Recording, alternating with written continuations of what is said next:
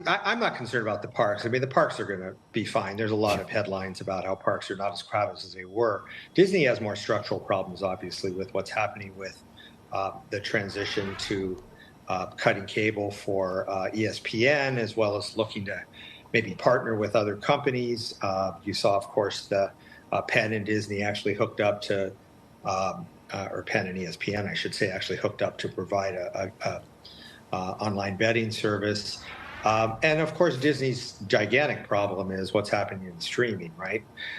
So they're planning on raising the price on their streaming, which we'll see what that does. I mean, anytime you raise prices, that's a headwind for demand. So we'll see how much are people willing to pay for Disney products. So I think Disney's in a transition right now. I think Bob Iger's kind of opened up the garage, and he's just trying to figure out what's in there right now.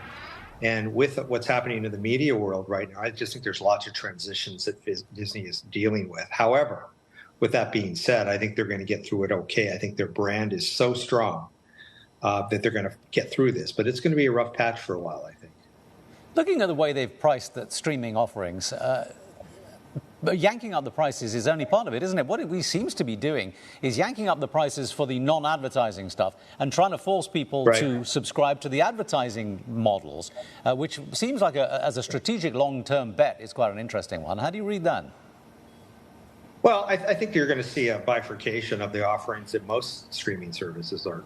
Netflix is going to be doing the same exact thing. So, but is the ad-supported model going to be a more profitable one than the revenue-only, the no-ad model?